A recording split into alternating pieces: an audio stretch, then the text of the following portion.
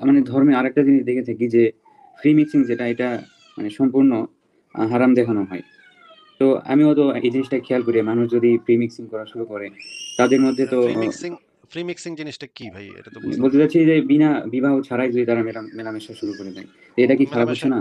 মেলামেশা করলে সমস্যাটা কোথায়? মানে বন্ধু বন্ধু বন্ধু হয়ে থাকলে সমস্যা নাই, কিন্তু তারা বিয়ে ছাড়াই ধরুন যে বিয়ের পর যা করে তা করতেছে, এটা তো ঠিক না। বিয়ের পরে যা করে তা করতেছে মানে কি বুঝলাম না। যদি তারা তা আপনি কি মানে যৌন কর্মের কথা বলছেন নাকি? হ্যাঁ, হ্যাঁ, হ্যাঁ, ওটাই। তো যৌন কর্মে যদি দুই পক্ষ যদি রাজি থাকে এবং তারা যদি প্রাপ্তবয়স্ক হয় তাহলে সেখানে আপনার প্রবলেমটা কোথায়? না, না, বিয়ে ছাড়া তো এটা ঠিক না।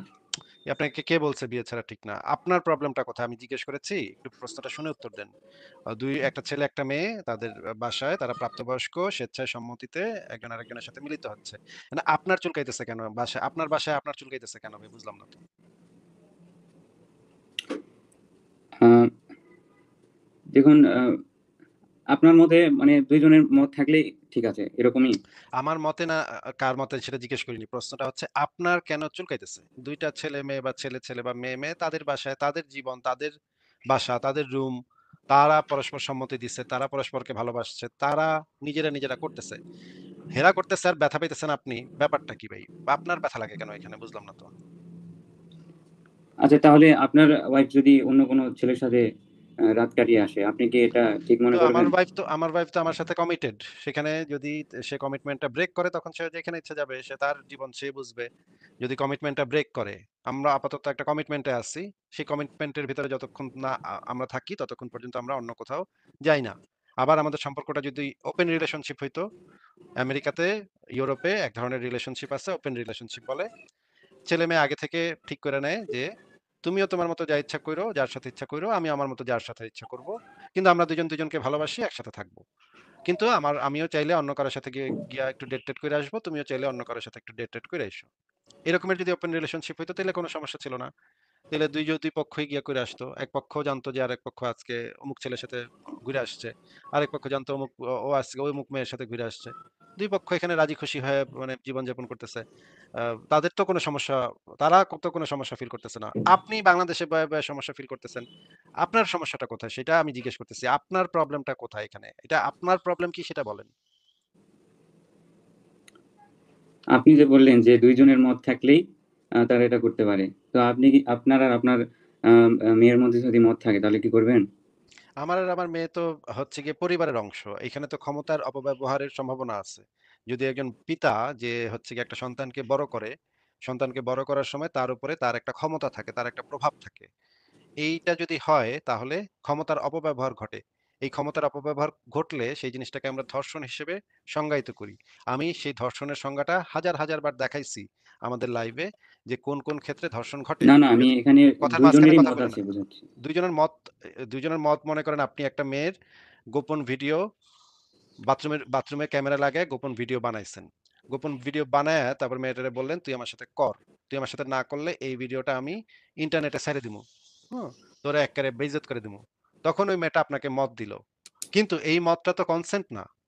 কোন মতটাকে কনসেন্ট বলা হয়? এমনকি সম্মতি দিলেও সেটা কনসেন্ট হয় না তো। যেমন ধরেন মাতাল অবস্থায় কেউ যদি সম্মতি দেয়, এটাকে তো কনসেন্ট ধরা হয় না। যদি অপ্রাপ্তবয়স্ক অবস্থায় যদি একটা মেয়ে বলে যে, "হ্যাঁ, করমু চলো।" ওই তো আপনি মনে করেন আপনার পাশের বাসার সখিনা যার বয়স হইতেছে ১০ বছর বয়স। সে এখনো কিছু বুঝে না। তারে আপনি বললেন, "তোরে একটা আইসক্রিম কিনা দিমু রে, আয় সখিনা আমার ঘরে আয়।" সে সখিনা আইসক্রিমের লোভে আপনার ঘরে গেল এবং সে বলল, "হ্যাঁ, ঠিক আছে করো। যা ইচ্ছা করো, আমার আইসক্রিম দিও।" এইখানেও ধর্ষণ ঘটবে। হ্যাঁ বললেই তো সেটা সবসময় সম্মতি না। সেটাকে বলা হয় ইনফর্মড কনসেন্ট, ইনফর্মড ডিসিশন যদি সে নেয় তখন সেটাকে কনসেন্ট বলে। আমরা সবসময় কনসেন্ট বলি সেই কথাটার মানে কি আমরা হাজার বার আমাদের লাইভে উল্লেখ করি নাই? এমডি সিয়াম আপনি কি এই জিনিসটা শোনেন নাই? যে কনসেন্ট কাকে বলে সেটা আমরা হাজার লাখ বার লাইভে আলোচনা করছি। এবং একটা যদি বাবা এবং মেয়ের ক্ষেত্রে যদি এটা ঘটে সেখানে তো ক্ষমতার অপব্যবহার হইছে। কারণ একই পরিবারে তারা থাকে এবং এখানে বাবা যেহেতু ক্ষমতায় সেই মেয়েটাকে যেহেতু ছোটবেলা থেকে বড় করে সেখানে একটা ক্ষমতার ভারসাম্যহীনতা আছে। এই রকমের ক্ষমতার ভারসাম্যহীনতা থাকলে ক্ষমতার অপব্যবহার ঘটে এবং এই সম্মতিকে সম্মতি বলা যায় না। এটাকে কনসেন্ট বলা যায় না। এই জিনিসগুলো আমরা লাখ বার আমাদের লাইভে আলোচনা করছি। আপনি কি কিছুই শোনেন নাই নাকি? না, আমি বলছি না যে পিতা তার ক্ষমতার ব্যবহার করছে। আপনাকে যেটা জিজ্ঞেস করা হয় সেটার উত্তর দেন না। আপনি কি শুনছেন না শুনেন নাই? হ্যাঁ, আমি জানি এই বিষয়টা। তাহলে বলদের মতো এই কথা কেন বললেন যে যে এইখানে এইটা যে ধর্ষণ হয় এই ধরনের ঘটনা ঘটলে যদি একই পরিবারের ভেতরে ক্ষমতার ব্যবহারের মাধ্যমে যদি এই ধরনের ঘটনা ঘটে, একটা মনে করেন মাদ্রাসার একজন শিক্ষক, মাদ্রাসার শিক্ষক সে একটা ছোট বাচ্চাকে আস্তে আস্তে বড় করতেছে, তার মাদ্রাসা একটা বাচ্চা বড় হচ্ছে, এই ক্ষেত্রে আপনি এই ক্ষেত্রে সেই মাদ্রাসার শিক্ষকটা কখনোই সেই মাদ্রাসার ছাত্রটার সাথে কোনো ধরনের কোনো যৌন কর্ম করতে পারে না। এমনকি অনেক ইউরোপ আমেরিকাতে অনেক স্কুল ইউনিভার্সিটিতে এই রকমের নিয়ম আছে যে কোনো টিচার তাদের স্টুডেন্টের সাথে কোনো ধরনের যৌন কর্ম করতে পারবে না, কারণ এখানে ক্ষমতার পার্থক্য আছে। একটা শিক্ষক সে একটা প্রতিষ্ঠানে বেশি ক্ষমতা হোল্ড করে, এমনকি অনেক অফিসে, পৃথিবীর বড় বড় অফিসগুলা যেগুলা সেই অফিসগুলাতে একজন সিনিয়র এমপ্লয়ি তার অধস্তন কোনো জুনিয়র এমপ্লয়ির সাথে যৌনকর্ম করতে পারে না, এটা সাংগঠনিকভাবে নিষিদ্ধ। এটা অর্গানাইজেশনের ভিতরে সেই রুলস এন্ড রেগুলেশনস এর ভিতরে থাকে যে ঊর্ধ্বতন কর্তৃপক্ষ যদি তার অধস্তন কোনো কর্মীর সাথে যৌনকর্ম করে সেটা একসেপ্টেবল না, সেটা রেপ হিসেবে ট্রিট হবে। কারণ কারণ কি একজন বস সে চাইলে তার ক্ষমতা ব্যবহার করে তার অধস্তন যারা আছে সেই অধস্তনদের সাথে অধস্তনদের উপরে এক ধরনের প্রভাব বিস্তার করতে পারে তার ক্ষমতার কারণে, এবং সেটা দ্বারা সে তাদের কাছ থেকে সম্মতি আদায়ও করে ফেলতে পারে। লোভ দেখাতে পারে যে তোমার একটা টিচার লোভ দেখাতে পারে একটা মেয়েকে যে তোমারে আমি পাশ করাবো না, তুমি যদি এটা না করো আমার সাথে তাহলে পাশ করাবো না, তোমারে ফেল করাই দেবো, তোমারে একদম এফ গ্রেড দিয়ে দেবো। এই ধরনের যদি সিচুয়েশন গুলা যেগুলাতে ঘটে সেই সমস্ত ক্ষেত্রে আমরা স্ট্রিক্টলি এই জিনিসগুলোকে রেপ হিসেবে ট্রিট করি, কারণ এইখানে ক্ষমতার অপব্যবহার আছে। আপনার এই জিনিসগুলো তো আমরা হাজার হাজার হাজার বার আলোচনা করছি, কেন এরপরেও এগুলো জানার পরেও কেন এই চুনাহাগার মতো প্রশ্নগুলো করেন ভাই, এটা তো বুঝি না। এগুলো তো একেবারে চুনাহাগা মানে মুমিন টাইপের কোশ্চেন। একটা বাবা যদি করে তার মেয়ের সাথে, বা চাচা যদি তার ভাতিজির সাথে করে, এই জিনিসগুলাতে ক্ষমতার ব্যবহার আছে। ক্ষমতার ব্যবহার যখন থাকবে, যদি একই পরিবারে একই জায়গাতে তারা জীবনযাপন করে বসবাস করে, তাহলে এখানে ক্ষমতার ব্যবহার আছে। এই ক্ষমতার ব্যবহারগুলা আমরা ধর্ষণ হিসেবে ট্রিট করি।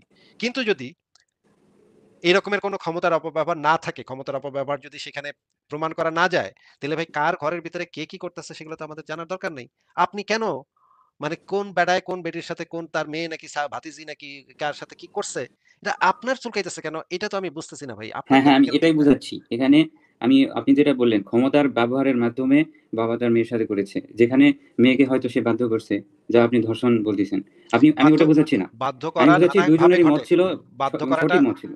বাধ্য করাটা নানাভাবে ঘটতে পারে। নানাভাবে ব্ল্যাকমেইলিং এর মাধ্যমে ঘটতে পারে। নানা ধরনের প্রভাব বিস্তারের মাধ্যমে ঘটতে পারে। একটা একটা মেয়ে যখন তার একটা বাবার পরিবারের ভিতরে থাকে, তখন সে সবসময় বাবার প্রতি নির্ভরশীল। অর্থনৈতিকভাবে নির্ভরশীল, তার থাকতে হয়, তার খাইতে হয়। সমস্ত কিছুর উপরে সে এক ধরনের নির্ভরশীলতা থাকে পিতার প্রতি। এখন সেই নির্ভরশীলতাটাকে ব্যবহার করে সেই পিতারা যদি সেই জিনিসটাকে বাজেভাবে ব্যবহার করে, কোনো সুবিধা আদায়ের জন্য ব্যবহার করে, তাহলে তো সেটা ধর্ষণের ভিতরে পড়ে যাবে। সেটা প্রাপ্তবয়স্ক হলেও সেটা ধর্ষণের ভিতরে পড়ে যাবে। এই জিনিসগুলা তো আ আমরা হাজার, হাজার বার আলোচনা করেছি। কিন্তু এমন একটা সিচুয়েশন যেখানে একটা প্রাপ্তবয়স্ক মেয়ে এরকম যদি একটা সিচুয়েশন ঘটেও, এটা তো খুবই রেয়ার সিচুয়েশন হবে যে ১০০ কোটিতে একটা সিচুয়েশন এরকম ঘটতে পারে। এটা তো এমনিতেই এক্সট্রিমলি রেয়ার কেস যে পরিবারের ভিতরে এই ধরনের ঘটনা ঘটা এমনিতেই এক্সট্রিমলি রেয়ার কেস।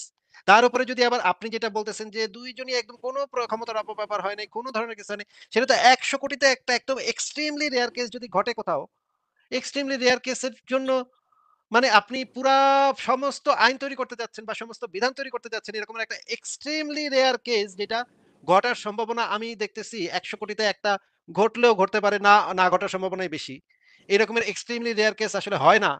টেকনিক্যালি সম্ভব না। থিওরিটিক্যালি হ্যাঁ, থিওরিটিক্যালি হইতে পারে।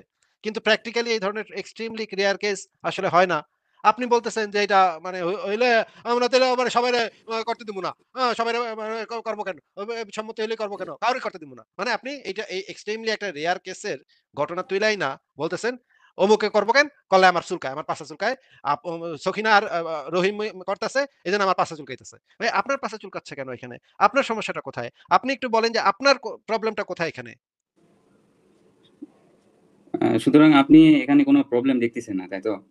মানে আপনি মনে করেন যে ২ জনের যদি সঠিক মত থাকে, এখানে কোনো বাধ্য করার মতো এখানে ঘটনা যদি না কেউ দেখা যায়। কেউ কারোর কোথাও কোনো ক্রাইম ঘটতেছে না, যদি কোনো ক্রাইম না ঘটে তাহলে আপনার প্রবলেমটা কোথায় সেটা বলেন। আপনার প্রবলেমটা কোথায়?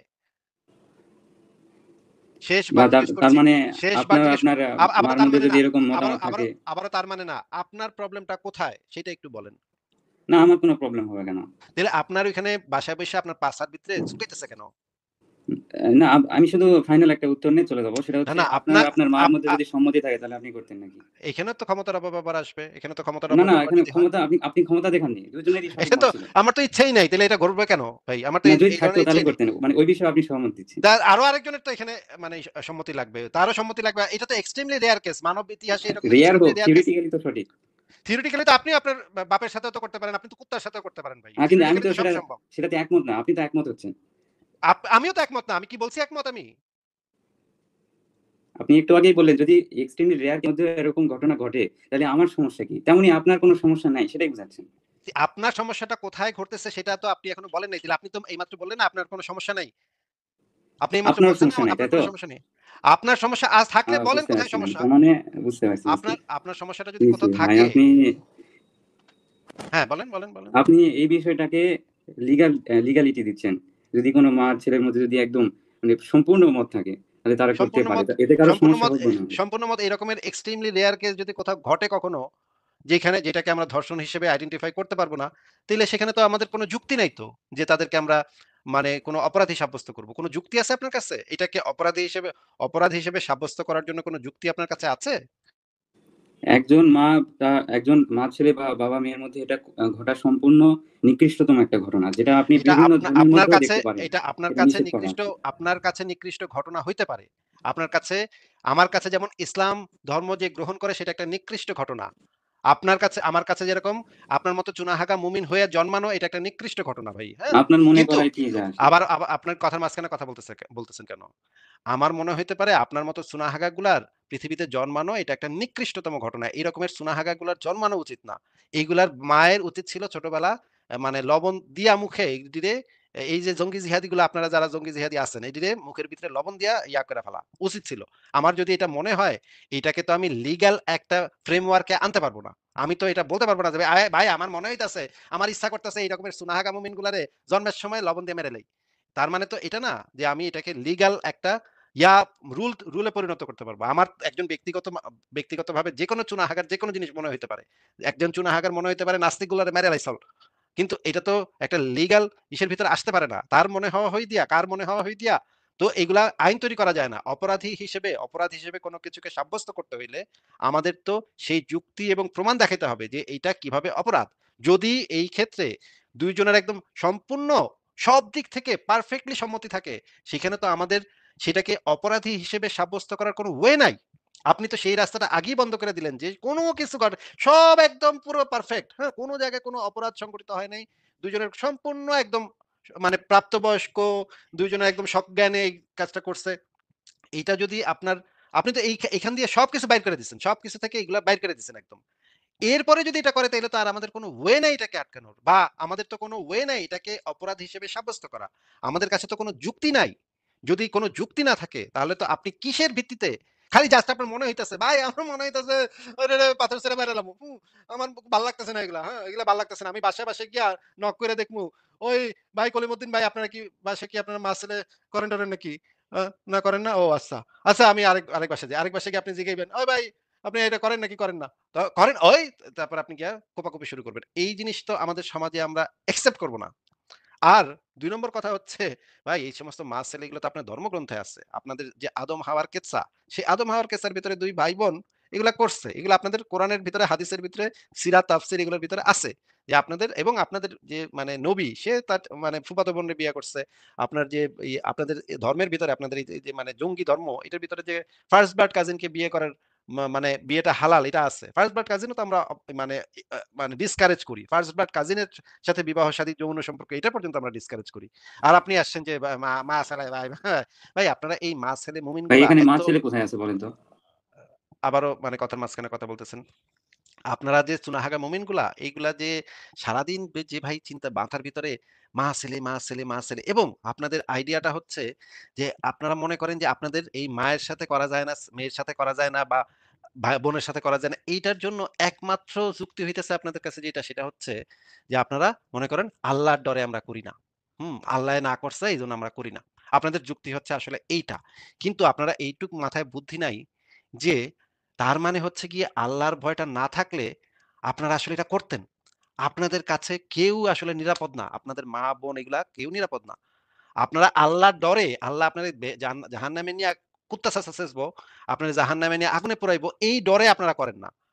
কিন্তু আমরা তো এমনিতেই করি না। এবং মজার ব্যাপার হচ্ছে যে এই রকমের কি আপনারা দেখাইতে পারবেন কয়েকটা উদাহরণ যে মানে যে নাস্তিকরা এই কাজ করে বা নাস্তিকরা এই কাজ করছে? আমি আপনাকে গ্যারান্টি দিতে পারি এরকমের কোনো উদাহরণ আপনারা দেখাইতে পারবেন না। বরঞ্চ আমরা উদাহরণ দেখাতে পারবো যে আপনারা এই কাজগুলা করেন ভাই। মানে একদম স্ট্রেইট আপনারা এই কাজগুলা করেন না। হুম?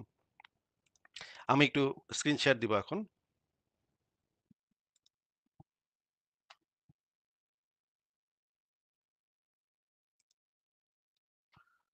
আবার একটু স্ক্রিন শেয়ার দিচ্ছি।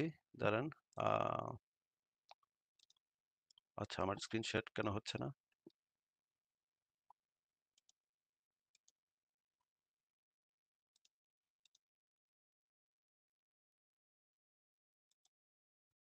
আচ্ছা, এই ব্রাউজারটা দিয়ে আমি আচ্ছা, আপনাকে একটু ব্যাক স্টেজে রাখছি। আমার আরেকটা ব্রাউজার দিয়ে ঢুকতে হবে। কারণ এই ব্রাউজার দিয়ে আমি স্ক্রিন শেয়ার দিতে পারছি না। স্ক্রিন শেয়ার দিতে হবে। স্ক্রিন শেয়ার দিয়ে কয়েকটা ভিডিও দেখাতে হবে। যে ভিডিওগুলাতে দেখা যাবে যে আপনাদের ভিতরে এই জিনিসগুলো হচ্ছে মানে একদম কমন প্র্যাকটিস। আমি ১ মিনিটের মধ্যে আসতেছি। এখান থেকে আমি লিভ নিচ্ছি।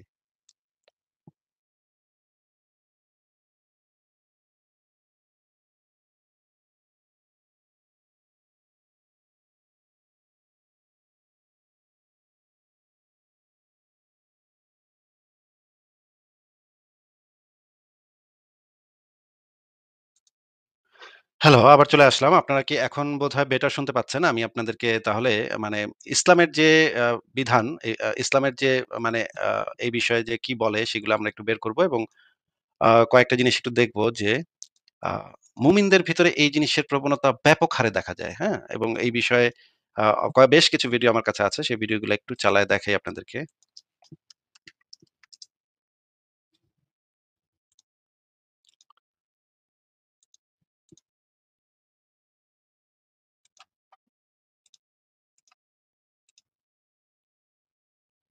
আপনারা একটু দেখেন যে আমরা একটা ভিডিও দেখি।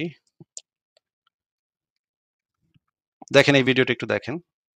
এক আপুর পক্ষ থেকে আমি প্রশ্নটা করছি। উনার মানে প্রশ্ন করার মতো কোনো ইয়া নাই, কোনো ওয়ে নাই। উনি জানার জন্য অস্থির হয়ে আছেন। উনি উনার বাবার দ্বারা মানে অ্যাবিউজড হয়েছেন বলতে উনি উনাকে শারীরিকভাবে বিভিন্ন মানে উনার অঙ্গ-প্রত্যঙ্গ উনি সরাসরি টাচ করছেন। কিন্তু শারীরিক সম্পর্ক করার চেষ্টা করছেন অনেকভাবে কিন্তু পারেন নাই। ঠিক আছে? বিষয়টা উনার মা জানেন, হ্যাঁ?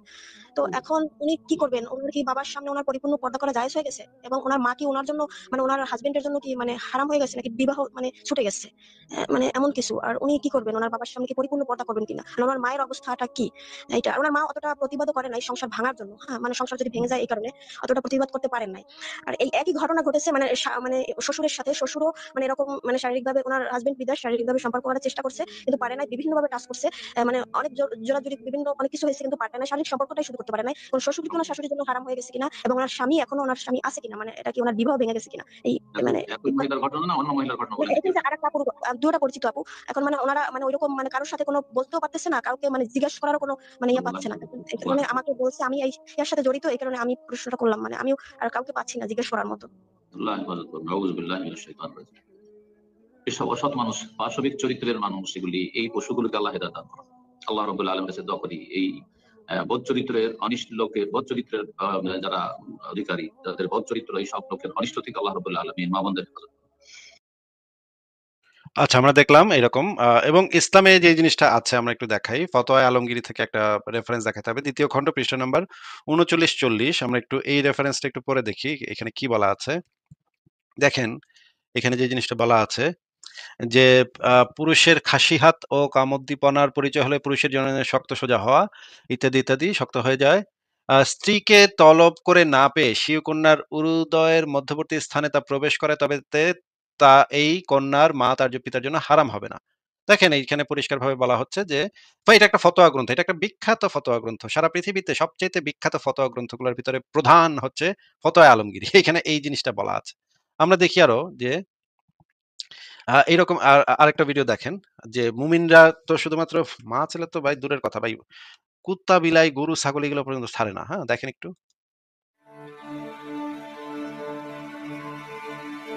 ফারহান আব্দুল আপনি লিখেছেন আমি না বুঝে গরুর সাথে জেনা করে ফেলেছি। কি? আরেকবার বলুন। কি? রায়হান আব্দুল আপনি লিখেছেন, আমি না বুঝে গরুর সাথে জেনা করে ফেলেছি, शाबाश बेटा, बहुत बढ़िया मुन्ना। এখন আমার করণীয় কি? আর এই অপরাধের কি কোনো ক্ষমা আছে? মাহাজাল্লাহ, আল্লাহ তাআলা মাফ করুন। আহ, অপরাধ সেটা যেটাই হোক না কেন, যত জঘন্যই হোক না কেন, আল্লাহ রাব্বুল আলামিনের কাছে যদি কেউ কায়মনোবাক্যে লজ্জিত হয়ে, অনুতপ্ত হয়ে নিজেকে ভৎসনা করে ক্ষমা চান আর নিজেকে পরিশুদ্ধ রাখবেন, পরবর্তীতে সে সংকল্প দৃঢ়ভাবে করেন, আল্লাহ রাব্বুল আলামিন তাকে ক্ষমা করবেন ইনশাআল্লাহ বিইذنিল্লাহ। তওবার দুয়ার আল্লাহ তাআলা কারোর জন্যই বন্ধ করেন। আচ্ছা। আমরা আরো দেখি যে বাইবেলেও এই জিনিসটা বলা আছে। লূতের যে ২ মেয়ের সাথে লূত নবী করেছিল এবং ইসলামে যে হাবিল কাবিলের গল্প, সেই হাবিল কাবিলের গল্পটা আমরা একটু শুনে নেই। হাবিল কাবিল কি করছিল? আদম আলাইহিস সালামের এই জীবন পরিক্রমার সবচেয়ে গুরুত্বপূর্ণ একটি মজার বিষয় হচ্ছে যে কিছুদিন পরেই তাদের কুলকে আলোকিত করে, তাদের সংসারকে আলোকিত করে নতুন প্রজন্ম আসতে শুরু করলো। এবং আদম আলাইহিস সালাম এবং হাওয়া আলাইহিস সালামের মাধ্যমে যে সন্তানরা পৃথিবীতে আসতো তারা ছিল অলওয়েজ টুইন বেবি বা যমজ সন্তান হিসেবে আসতো। সর্বপ্রথম আল্লাহ তাআলা তাদেরকে একটি সন্তান, একটি ছেলে সন্তান এবং একটি মেয়ে সন্তান দিয়ে ধন্য করলেন এবং তারা তাদের নাম রাখলেন, ছেলেটির নাম রাখলেন কাবিল, মেয়েটির নাম রাখলেন আকলিমা। এবং তারপরের বছর আবারও হাওয়া আলাইহিস সালাম গর্ভবতী হয়ে সন্তান জন্ম দিলেন। সেক্ষেত্রেও একটি ছেলে একটি মেয়ে, কারণ এই ছেলে মেয়েদের বিয়ে দেওয়ার তখন পদ্ধতি ছিল এই বছর যেই ছেলে জন্মগ্রহণ করেছে সেই ছেলের সাথে পরের বছরের মেয়ের বিয়ে হতো, এবং এই বছর যে মেয়ে জন্মগ্রহণ করেছে তার সাথে পরের বছরের ছেলের সাথে এভাবে ক্রসিং সিস্টেমে বিয়ে হতো। যেহেতু পৃথিবীতে আর কোনো মানুষ তাদের আশেপাশে ছিল না, ফলে নিজেদের ভাই বোনদের মধ্যে বিয়ে হতো, তবে ওলট পালট করে। তো এর ফলে বাই ডিফল্ট আদম আলাইহিস সালামের ছেলে কাবিলের ভাগ্যে এসে জুটলো তার পরের টার্নের যে বোন জন্মগ্রহণ করেছে হাবিলের সাথে, তার নাম ছিল লাবুদা। লাবুদার সাথে কাবিলের বিয়ে হবে এবং হাবিলের সাথে ইকলিমার বিয়ে হবে, এটাই ফিক্স করা হবে। কিন্তু এখানে একটি সমস্যা দেখা দিল, সেটি হচ্ছে ইকলিমা ছিল খুবই সুন্দরী, she was a very beautiful lady. ফলে কাবিল এটা মেনে নিতে পারেনি। সে প্রশ্ন উত্থাপন করলো যে কেন আমি লাবুদাকে বিয়ে করবো? লাবুদা হচ্ছে কিছুটা শ্যামলা প্রকৃতির, আমি তাকে বিয়ে করবো না, বরং আমার সাথে আমার যে বোন জন্মগ্রহণ করেছে সেই ইকলিমাকে আমি বিয়ে করবো। আদম আলাইহিস সালাম বললেন, না, এটা আল্লাহর দেয়া আদেশ, তোমার সাথে তোমার যে যমজ বোন জন্মগ্রহণ করেছে তাকে তুমি বিয়ে করতে পারবে না, বরং তোমার পরে হাবিল এবং লাবুদা যে জন্মগ্রহণ করেছে সে লাবুদা হবে তোমার স্ত্রী। এবং আমরা দেখলাম যে এই ঘটনাগুলা মানে কি পরিমাণ ভয়ংকর, ভয়ংকর ঘটনা এবং আরো দেখেন যে নবী মোহাম্মদ কিন্তু তার যে ফুফাতো বোন, এই যে স্ত্রী জয়নব, এই স্ত্রী জয়নব কিন্তু ছিল নবীর ফুফাতো বোন। এবং আরো আমরা যদি দেখি যে আমরা যদি আল বিদা ওয়ান নিহায়া গ্রন্থ পড়ি ১ম খণ্ড পৃষ্ঠা ২১৭, এখানে দেখেন আ আদম এক গর্ভের পুত্র সন্তান দিয়ে অন্য গর্ভের কন্যা সন্তানকে বিয়ে দিতেন। হাবিল সে মতে হাবিলের যমজ বোনকে বিয়ে করতে মনস্থ করেন। কাবিল বয়সে হাবিলের চাইতে বড় ছিল, তার বোন ছিল অত্যাধিক রূপসী। মানে ২ বোন নিয়ে টানা হেঁচড়া। এরা হচ্ছে এই হাবিল কাবিল ২ বোন নিয়ে টানাটানি করছিল এবং পরে এই ফার্স্ট বার্ড কাজিনও তো ইসলামে মানে বৈধ। এই যে দেখেন, এখানে যে জিনিসটা বলা আছে, ফাতিমা থেকে আলীর ৪ জন সন্তান জন্ম হয়। উম্মে কুলসুমকে হযরত ওমর ইবনুল খাত্তাব বিয়ে করেন। দেখেন এদের সম্পর্ক কিন্তু মানে ভয়ংকর রকমের প্যাচাই না সম্পর্ক। এই যে আলী কিন্তু ছিল ফাতিমার চাচা, হ্যাঁ? এরে বিয়ে করছে। কাজিন বিবাহ নিষিদ্ধ করা অসম্ভব। এখানে একটা মানে আমরা জানি যে কাজিনদের ভিতরে যদি এই ধরনের মানে সম্পর্ক হয়, বৈবাহিক বা যৌন সম্পর্ক হয়, তাহলে তাদের ভিতরে যে বাচ্চাগুলা পয়দা হয়, সেই বাচ্চাগুলার ভিতরে এই রকমের চুনাহাগা মুমিনদের মতো প্রতিবন্ধী শিশু, মানে যারা হচ্ছে প্রতিবন্ধী শিশু, এই রকমের শিশু জন্ম হওয়ার সম্ভাবনাটা বেড়ে যায়। এইজন্য বিজ্ঞানীরা এবং যারা হচ্ছে গিয়ে আধুনিক সভ্য পৃথিবীতে এই জিনিসগুলা ডিসকারেজ করা হয় এবং আইনগতভাবে কিন্তু এই ফার্স্ট বার কাজিনদেরকে বিয়ে করা নিষিদ্ধ। আপনি করতে পারেন যদি আপনি কোর্টে গিয়ে নানা ঝুঁকি ঝামেলা করেন, তখন গিয়ে আপনি করতে পারেন। কিন্তু খুবই ডিফিকাল্ট একটা কাজ যে ফার্স্ট বার কাজিনদেরকে বিয়ে করা। এটা কিন্তু সভ্য সমাজে নিষিদ্ধ একটা ঘটনা। কিন্তু দেখেন এখানে কিন্তু একটা ফতোয়া দেয়া আছে যে সৌদি আরব থেকে রুলিং অন ম্যারিং কাজিনস।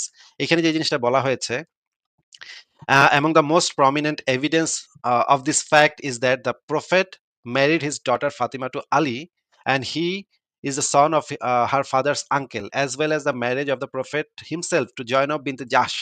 এই যে জয়নব বিনতে জাশ, and she is her aunt's daughter, his cousin, and there are many other such examples. মানে হচ্ছে এই জিনিসটাকে কখনোই ইসলামে এই জিনিসটাকে কখনোই আপনি নিষিদ্ধ করতে পারবেন না। হুম?